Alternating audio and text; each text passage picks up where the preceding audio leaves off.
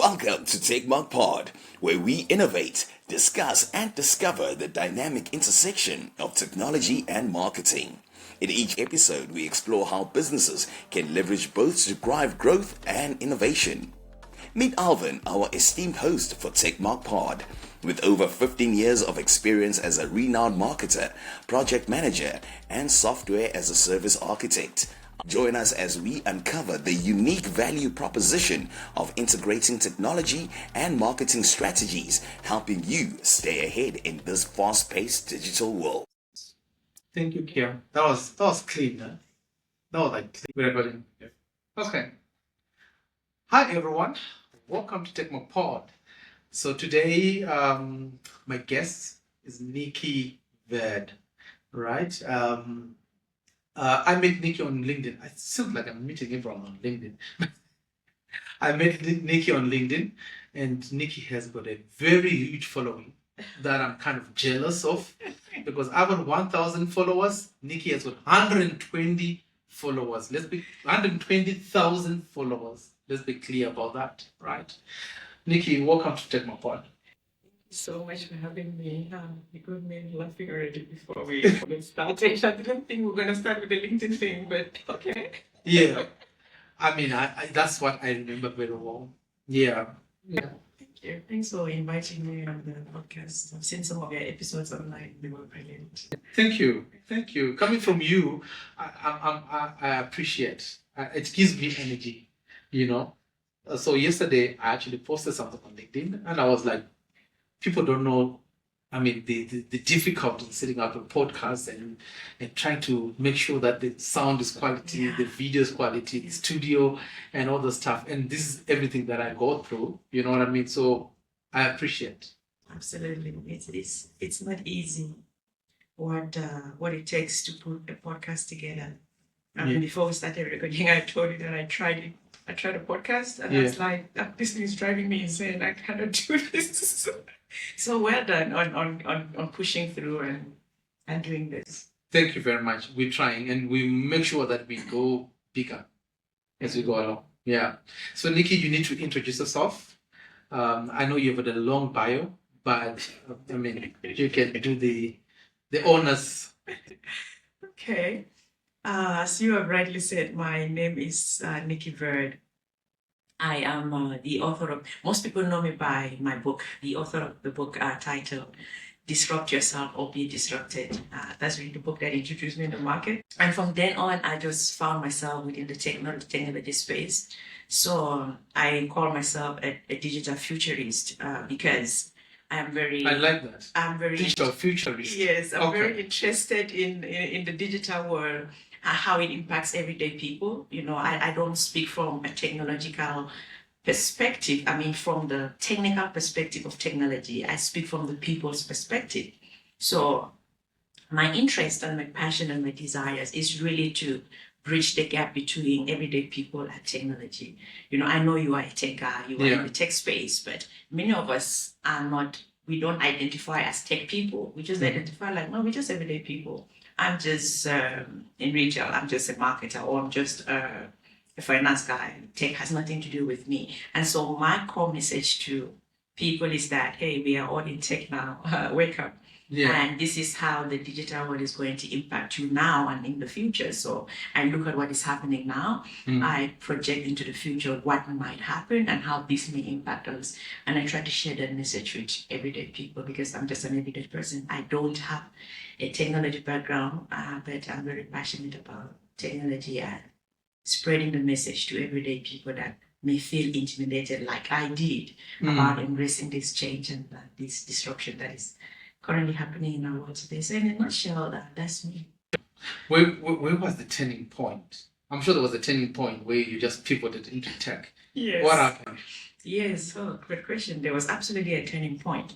I used to work in corporate. One day, I've told the story so many times. You know? For people who have not perhaps seen my TED Talk, I actually went into detail in one of my TED Talks, right? But for context in this moment that we're having, I used to work in corporate, and one day I went to work and my boss called me in for what I thought was a meeting for me to update him with what has been happening, and it turned out it was a meeting to lay me off, Oh, sorry.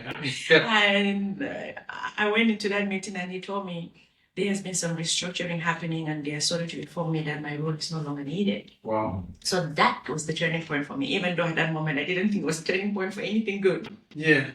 So I lost my job and I became very curious. I want to understand, what were you doing in that job? Oh, great. I was a personal assistant for a doctor at Medcare. Yeah. Yeah, so that was basically, I was in admin. Nothing fancy, believe you me. Yeah. I had no interest in technology, you know. But yeah, that was really what I was doing. Yeah. I had dreams to climb the corporate ladder, the so-called corporate ladder to the end. I had dreams to go back to school and complete my education.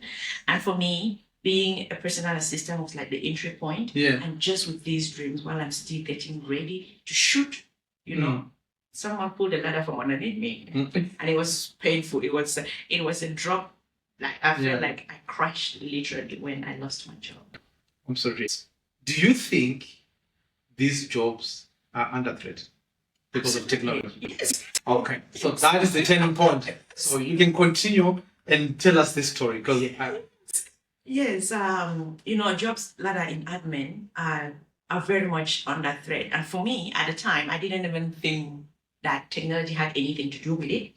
So when I lost my job, I became very curious as to how the organizations continue to thrive when they let go so many employees. And that curiosity was triggered by me consistently hearing in the news about companies laying people off.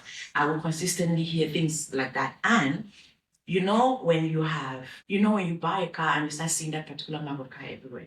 It happens to many people. And before buying that car, you've never seen it. Right? Yeah. In my case, it was the case of now I've been laid off, and I'll hear news about layoff more often than I used to pay attention with. Okay. So it became to me like, this thing did not just happen to me, right? And I became very curious as, what is driving these retrenchments and how the organizations continue to thrive when they let go so many people. So I went on the internet, Google, that word for Google. And I literally typed the question, how do organizations continue to thrive when they let go so many people? And that question led me to the belly of the internet. And for the first time, I came in contact with concepts like automation, artificial intelligence, robotics. These were things I had no clue prior to being laid off, right? Yes. And so I'm now in this world and I'm realizing, oh my God, there's a whole new one out here that I didn't even know existed. Sure. What is artificial intelligence? I can imagine. I was like, there's some intelligence called artificial. I was clueless. And intelligence called artificial. I was beyond clueless. And so being exposed to these things in the digital space, it literally blew my mind. And so I became more and more intrigued and started just reading more and more for this. I thought I was just reading it for fun on one hand. And on the other hand, I'm like, okay, let me figure out how my boss is coping without me, right? Okay, I guess I've been replaced by one of these softwares. And I didn't think anything would come of it. So I read more about these things and I'm being fascinated by it as I'm reading them. And I'm writing on social media, I'm reading and I will post something on my Facebook just randomly. At the time, I wasn't active on LinkedIn. LinkedIn was the place where CVs go to that, right? Yeah. So mine was there. I never used it. You never used LinkedIn. Yeah. So, but I would write stuff on Facebook. But people became very intrigued and interested in what I was writing. And would ask me questions around these technological developments, how do they impact us? And even some people in my Facebook friends at the time that I thought were tech, and they were asking me these questions. And I got to be like, oh wow, even people in technology are asking me questions about tech. You guys have no clue how I am about this thing. I have no clue what's going on. Yeah. So because the people are intrigued in these things, I became even more and more intrigued. So I dug myself into that hole more and more. Researching and writing out there. Remember also, I'm jobless now. I have a lot of time in my hand. There's nothing else to do. I to research on these things and post them out there. So from then on, I started realizing, I think someone could write a book about this. Wow. The impact of technology. This is just me, randomly thinking. I think someone can write a book about this, but I didn't think that someone would me, right? So I'm like, you need to be really smart to write a book. because I was still trying to be smart when I had a job. My plan was to go back to school, climb the corporate ladder, get all the certificates. But now I was thrown out of the workforce. Which year was this? This was in 2016. 2016. Yes. I can imagine. Yeah. If you lost a job in 2016, which was an administrative job, Yeah. and what's happening now is catastrophic, because if you look at it, there's simple AI agents that can answer the phone, that can respond to an email. So why does a doctor need an administrator? Why does anybody needs a PA? Right. Because Yeah. it's, tech is taking over the space. It is. This is ridiculous. So it's, It is. It is. The change is so huge. And that is why when I had decided to write the book, I thought, what better title than Disrupt Yourself or Be Disrupted? Because there's no neutral ground. If you are just sitting and hoping this wind is just going to blow past and don't affect you, you're lying to yourself. Right? So I wanted to... So disrupt yourself or be disrupted. There is no neutral ground. You are either disrupting or someone is disrupting. When did you launch this book? This book was in 2019. Towards the end of 2019, just before COVID. I think you are actually a visionary. Let's say that. You understand? Because if you think about it, you basically thrived in chaos. Because there was COVID. Yeah. And then there was AI that went running like a headless chicken. And you were already talking about being disrupted. So COVID actually put a spotlight on my book because I was talking about disruption. Yeah. Because that was like a big disruption happening. And then the technological disruption evolved even faster with the COVID. And now everyone is talking about disruption, and now niggas being thrown in this world. I'm like, oh God, I didn't plan for this. No, not me. My intention wasn't to talk about tech, please, guys. But the spotlight was on my book. The spotlight was on me because of the disruption that COVID and technology that the convergence of these two forces just amplified the conversations around disruption. And that's when I literally came to the forefront. And now I felt like I was being thrown in the deep end. Not coming from a tech background, and now being thrown in this deep end where I'm being forced to talk about technology. Yeah. So it actually even forced me to evolve even as a person. Like, okay, the intention, I just wanted to write a book and leave it there. I didn't think this book would force me to be on the spotlight. Wow. And now I have to learn. I have to learn more about the technology. I have to consistently be aware of the new trends that are coming into the marketplace, and how are these trends shifting the business landscape, and how are people within this business landscape supposed to adjust so that they stay in alignment with where the world is going. So it's been quite a journey even for me, and it's still a journey that is unfolding. Let's take it a little bit back. So, Nikki, you are originally from Cameroon. Yes. Right. You have lived in both worlds, Cameroon, you have lived down into the south point of Africa. Do you think Africa is ready for this chaos, for this disruption? Great question. I don't think any country is ready. Wow. Even the developed countries. What is already unfolding. Now back to Africa. Africa is even worse, sad to say. Because there is a lot that we are still a bit relaxed, almost like let's watch and see what happens, right? Yeah. I don't see so many of us on the continent at the forefront of this disruption that is happening with artificial intelligence. And when we're going to look at it from the policy perspective and governance, I don't see many governments waking up. Many governments on the continent waking up fast enough to develop policies around this, or governance around this, to see, okay, what happens to our data? How do we protect our people? Who keeps the data? Where does it go? All of this. It's happening, of course, on some level, but not fast enough, right? But when you look at what is happening in the developed world, even though no government is fully ready for this, but you can see that there are a lot of conversations happening at the governmental level, at the political level, in many of the advanced countries. So AI is no longer a thing that is just for the private sector or for Silicon Valley. You know, if you look at even in the USA, you can see that conversations around artificial intelligence are now political. They are now being spoken from the government perspective. Yeah. But in Africa, it's almost like the government is just not understand. How does anyone consent? Which makes me very nervous. Yeah. From the governance perspective and policy perspective, like why is our government in Africa not taking this serious enough? I think that in every government by now, every government should have a department that is fully artificial intelligence. I remember. There should be a minister of artificial intelligence. Yeah. I saw that. I think it's a month ago. Canada appointed a minister of artificial intelligence. I think it's a month ago. Yeah. The UAE did the same. They started this. They're way ahead of this actually. Wow. I Interesting. don't think there's a government in Africa right now with a minister of artificial. Okay. They still talk about ICT. Look, it's so backward. Yeah.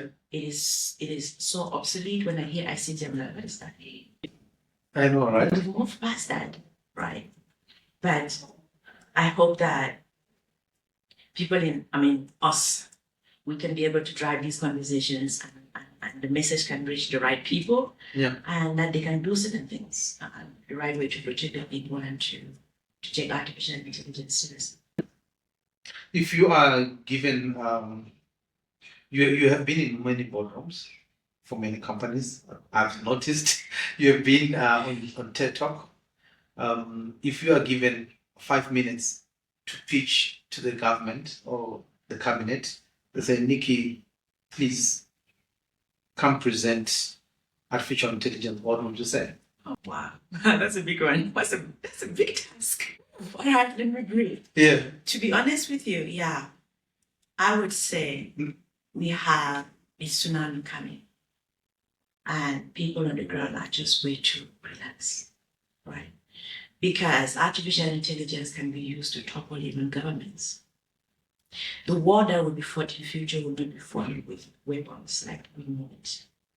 I mean, there's still weapons that are part of wars, but artificial intelligence is going to be parcel of wars that will be fought in futures. And if this tool can be used to topple the government, why are governments not taking it seriously enough, right? So those are some of the things that I would present, because perhaps if you come from that fear perspective, they'll be like, oh, maybe this thing can affect me. Maybe they can use this thing to take me out of government or out of my political power. Yes. And then they can take it seriously, because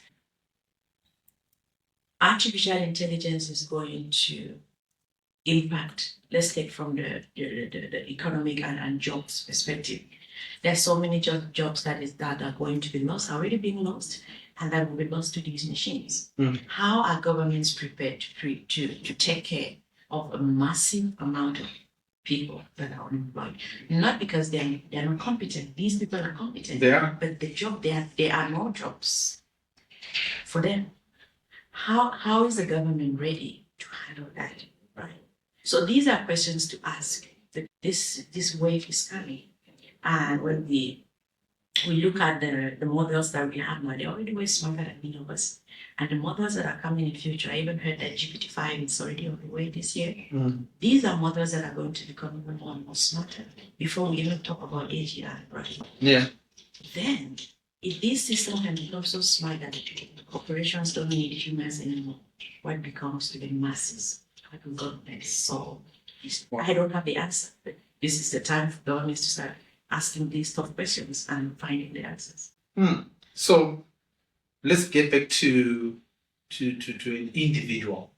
Nikki lost a job, right? You then wrote a book, which is Disrupted, right? How did you get to 120,000 followers on LinkedIn? Let's talk about branding. It seems to me like you actually understand a lot of MarTech, which is marketing and tech, a lot, because 120,000 followers on LinkedIn, it's a lot. I don't have those numbers. I only have 1,000 something. I don't know. That's a really deep question to unpack. On one hand, is coming back to the individual perspective, right? Yeah. Which is what I love talking about, because I can talk about governments all day. I have no control over what they want to do. We don't. No one has. does. So when I talk about disruption, I'm always like, hey, I'm not asking you to go disrupt the government. Yeah. I'm asking you to disrupt Yes. yourself. Yeah. The book says disrupt yourself, right? So I prefer talking about what are the practicalities, what you and I can do. What are the tools I can give you that you can do something right now that can benefit you. I don't want to focus my entire energy on what governments can do or what leaders can do. I mean, knowing that I may never even get into any of these rooms to give them my 5 minute presentation of what's coming, right? So this is where I love it, when I have to talk about you as an individual, myself as an individual, right? So when it comes to an individual, I'll answer, then I'll go back to the LinkedIn question. Yeah. So when it comes to an individual, my core message is this: AI is coming, it's disruptive. It is something that many people are afraid of. But you need to approach it from a different perspective, because if you look at AI with fear, it will paralyze you. If you consistently look at it like an enemy, you will run away from an enemy. But you need to find a way to befriend AI. To ask the questions, how do I use this tool to make sure that I don't become completely obsolete? Ask the question of, how can I use AI? Or how is AI impacting my industry? And how can I make sure that I use this tool to stay relevant?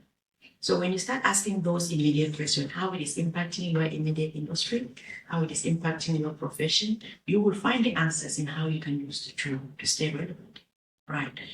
Instead of fearing it, look at it like a collaborator. This is something I can collaborate with. Because the reality is that AI plus human is also a very powerful collaboration. AI alone, yes, is powerful. A human being alone is also powerful, but AI plus humans is even much powerful. And I give the analogy with the Iron Man model, right? A lot of people, when they hear about AI, they're thinking about it from the Terminator model of AI. This is coming, I mean, everyone knows about the Terminator movie, right? Yeah. So this is coming to destroy humanity. That's what the Terminator represents, right? The Skynet and all of that. This is coming to destroy humanity. It's coming to take all our jobs. And on one hand, that is true. AI is a double-edged sword, right? So on one hand, all of that is true. That can happen. There's a possibility of the Terminator model becoming a reality. But on the other hand, there's also the Iron Man model, where Tony Stark, the main character in the Iron Man movie, had a suit that when he puts on, it enhances him. Mm-hmm. It makes him fly. It makes him 10x faster. It makes him more effective and efficient.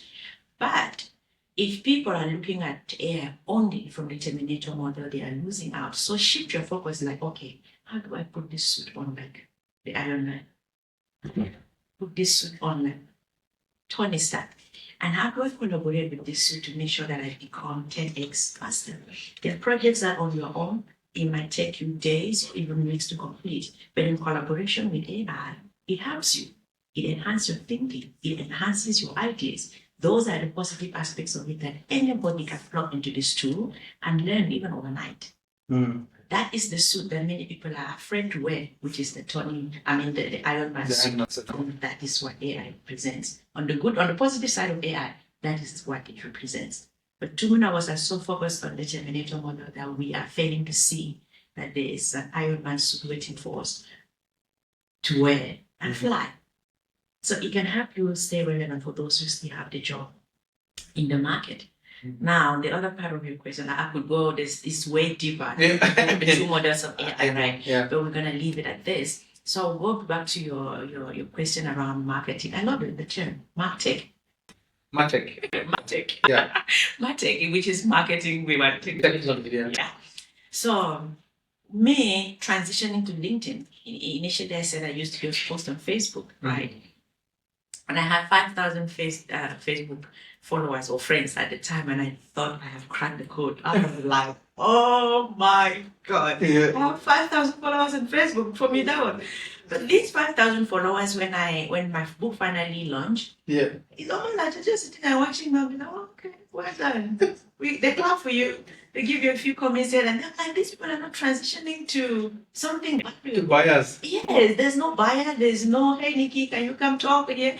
Nothing. So I became a bit anxious as to these 5,000 people on Facebook are not serving me. I don't know what to do, and I felt like I needed a different platform.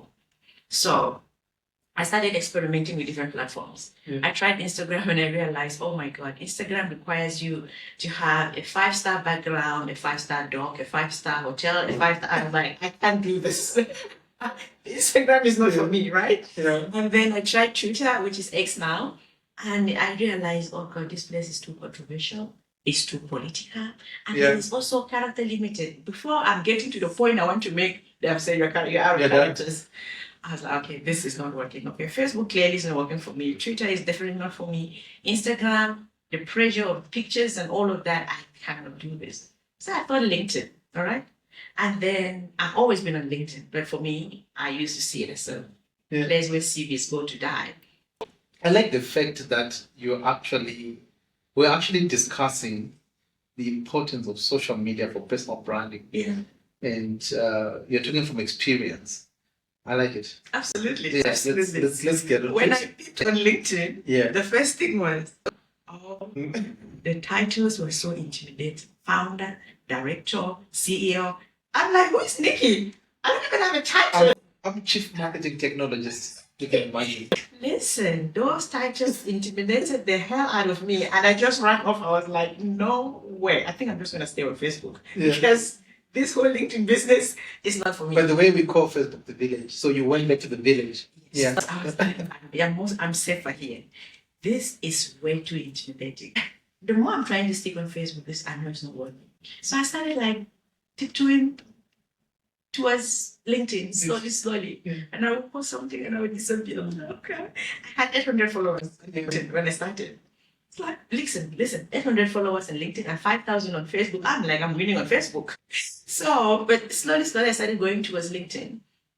And I'm realizing that my ideas kind of belong on that platform because I'm talking about technology, talking about digital transformation and all of these things. It seemed like LinkedIn is really the place for this. But again, I feel so small. It is like I'm throwing like a drop of water in an ocean. That is how I felt like me posting on LinkedIn felt. I'm like, who's even gonna pay attention to what I have to say? And slowly, I started posting on LinkedIn, sharing random ideas around the book, writing articles around disruption or innovation, even entrepreneurship in general. I just started writing things around that. And I remember my first post on LinkedIn went viral when I was not even up to 5,000 followers on LinkedIn. And from that post, I actually had an international gig from that post that went viral on LinkedIn, which I had like 15,000 likes. Somebody can have 15,000 likes on LinkedIn from a post. 15,000 engagement likes from a post. It's an article that I had. And that's organic. Organic. No, I've never paid on it. Wow. So that was like the motivation I needed. Yeah. Right? And like not only this article, it wasn't even a post. I wrote an article on LinkedIn and it really went viral. I was talking about innovation and something Rwanda was doing in terms of these innovations and things like that. People became very intrigued with that. So this post went viral and I actually had a gig from that post that someone had seen me and I ended up having one of my first international gig came from that post. This thing could work, right? Wow. So I went all in on LinkedIn. Facebook was like, okay, bye-bye. I went all in on LinkedIn. And slowly, I have built a community on LinkedIn now, which I'm very grateful for. As you said, it's 127,000 followers as of this moment, which is something in my wildest imagination. I never thought I could build such a big community on LinkedIn. And so I think that businesses are slowly starting to recognize that LinkedIn can have influencers, so to say. Because when we talk of influencers, we think of your Instagram influencers, right? But slowly, I think businesses are starting to recognize that people on LinkedIn can also have a voice. And it's not just a place for CVs and job seekers. It's a place for influencers as well. So that's interesting. Wow. Okay, so quick one. Are you going to write a second book? Yes, I'm working on it. Oh, does it have a title? Yes, the title, for now, I hope it doesn't change. I've been changing it. Yeah. So, AI, the inevitable frenemy. AI, the inevitable. The inevitable. Inevitable. Yeah. Frenemy. Yeah.